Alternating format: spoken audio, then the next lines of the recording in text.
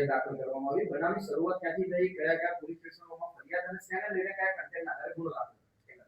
અ, આજે વહેલી સવારે એટલે 1 વાગ્યાની આસપાસ મધરાત્રિ જ કહી શકાય. આ સમય દરમિયાન કાગડાપીઠ પોલીસ સ્ટેશન વિસ્તારમાં જે ઝુડિયો કરીને એરિયા છે, ઝુડિયોનો શોરૂમ છે, ત્યાં કને એક ઘટના બની હતી. એક મુસ્લિમ ફેમિલી પોતાના લગ્નના કોઈ પ્રસંગમાંથી પરત આવી રહ્યું હતું. આ દરમિયાન એક વ્યક્તિ જેનું નામ રાજદીપ સામંતા છે, એણે પોતાનું બુલેટ લઈને ત્યાં આવ્યો હતો અને અચાનક જ આ લોકોને વચ્ચે રોક્યા અને એમની સાથે થોડીક બોલાચાલી કરી, અપશબ્દો બોલ્યા એને, અને પછી એને એમની ધાર્મિક લાગણી દુભાય એ રીતના એમની સાથે વર્તન કર્યું અને એમને જય શ્રી રામ બોલો એવી રીતના એને વાત કરી, જેથી આ મુસ્લિમ ફેમિલી હતું એ થોડું ગભરાઈ ગયું હતું અને ફટાફટ ત્યાંથી ગમે તેમ કરીને નીકળી ગયું. ત્યારબાદ એને એ લોકોએ જરીક આગળ જઈ અને ત્યાંના આસપાસના એમના પરિચિત લોકોનો સંપર્ક કર્યો અને એ લોકોએ ત્યાં એમની સાથે વાતચીત કરી કે આ પ્રકારનો એના ભેગો બનાવ બન્યો છે. જેને કારણે ત્યાંના લોકો ત્યાં ભેગા થઈ ગયા અને આ જે વ્યક્તિ હતો એ પણ ત્યાં લોકોના વચ્ચે આવી ગયો હતો. આ દરમિયાન અમારી કે ટ્રાફિક પોલીસની જે ગાડી હતી આ રમઝાન માસના અનુસંધાને એ ત્યાં પેટ્રોલિંગમાં હતી ટ્રાફિક બાબતને. તો એમાં અમારા જે ટ્રાફિક ઇન્ચાર્જ હતા ગાડીના ઇમરાનભાઈ, એમને આ પરિસ્થિતિ જોઈ તો એમને ખ્યાલ આવ્યો કે આ ઘટના થોડી ગંભીર છે, એટલે એમને તરત જ જે આ રાજદીપ નામનો વ્યક્તિ છે કે જે લોકોએ જેને ઘેરી લીધો હતો, એને ત્યાં પોતાની ગાડીમાં બેસાડી અને તરત જ દાણી લીમડા બાજુ પોતાની ઓફિસ પાસે લઈ ગયો. આ વસ્તુ જોઈ અને તેમાંથી કેટલાક લોકો વ્હીકલ્સ લઈ અને ત્યાં પહોંચી ગયા હતા દાણી લીમડા પોલીસ સ્ટેશન, અને ત્યારબાદ ટોળું ત્યાં મોટું ભેગું થઈ ગયું હતું. ગાડી જ્યારે આવી ત્યારે આ ટોળાએ દાણી લીમડા પોલીસ સ્ટેશન ખાતે આખી ગાડીને ઘેરી લીધી હતી. જે વ્યક્તિ છે, આરોપી હતો જે મેઇન રાજદીપ સામંતા, એને એવું કીધું કે ભાઈ આને બહાર કાઢો, અમે આને મારી નાખશું.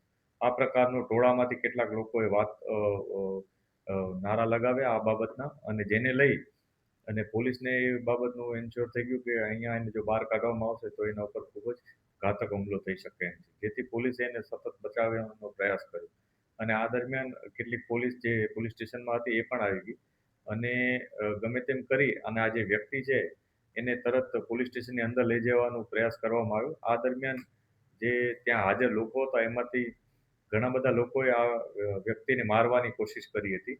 એક જણાએ ઈંટનો ઘા પણ એના ઉપર કર્યો હતો, જેનાથી એને ઇન્જરી થઈ હતી. જે માથાકૂટ થઈ રહી હતી એ દરમિયાન અમારા એક હોમગાર્ડ ચિરાગભાઈ, એમને પણ થોડીક ઇન્જરી થઈ હતી કે જે આ વ્યક્તિને બચાવી રહ્યા હતા.